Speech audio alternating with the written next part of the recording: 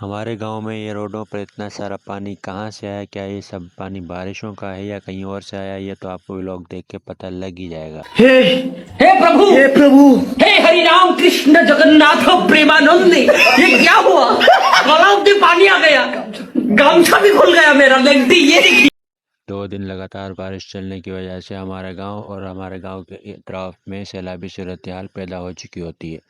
इस रास्ते पे फिलहाल तो कोई पानी नहीं है, लेकिन कुछ देर बाद यहाँ पे सिर्फ पानी ही पानी होता है। मुझे थोड़ा सा काम होता है तो मैं छतरी लेके बैठक पे आ जाता हूँ, और जब वहाँ आता हूँ तो वहाँ पे बारिश शुरू हो जाती है, जो कि थोड़ी देर बाद तेज़ हो जाती है। बाद में जब मैं घर जाता हूँ तो अम्मी ने गुड़ से मीठी रोटी बनाई होती है। जब मैं उसका जायका चखता हूँ तो जायका तो उसका बड़ा ही फिट होता है, और बारिश में इस रोटी को खाने का तो कुछ अलग ही मज़ा होता है। मैं जल्दी से रोटी फिनिश करता हूँ, और सर्दी में नहाने की वजह से मुझे सर्दी लग रही होती है और मैं सो जाता हूँ थोड़ी देर के लिए। राजू श्याम नहीं आते तब तक मस्त सो जाता हूँ।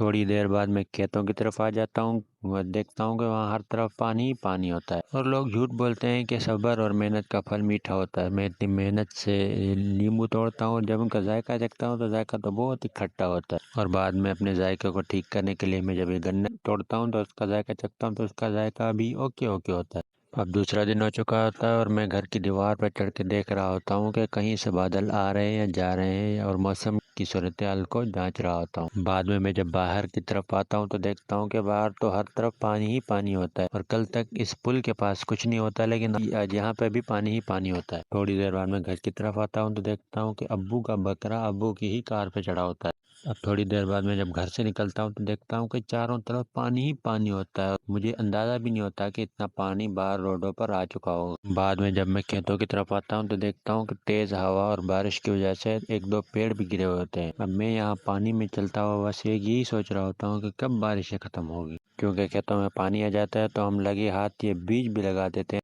जब तक हम बीज लगाते हैं इतनी तेज़ धूप भी निकल जाती है, जिससे हमारे दिलों को कुछ राहत मिलती है। बीज लगा के हम घर की तरफ आ जाते। शाम को असर की नमाज़ पढ़ने के लिए मैं मस्जिद में आ जाता हूँ और असर की नमाज़ बाजमात अदा करता हूँ। शाम को मैं सच्चा पाकिस्तानी होने का सबूत देता हूँ और कुंडी लगा के बिजली चोरी करता हूँ, क्योंकि मीटर वाली लाइट चल ही नहीं रही होती। व्लॉग के शुरू में आपने देखा होगा कि इस रास्ते पे कल तक पानी का निशान तक नहीं था, लेकिन आज यहाँ पे इतना सारा पानी खड़ा हुआ था। अब आप लोग यहाँ देख सकते हैं कि ये पूरा का पूरा रोड ही डूबा हुआ था। और आप लोग सोच रहे होंगे इतना सारा पानी बारिश का कैसे? तो इतने सारे पानी की वजह ये चीज़ है।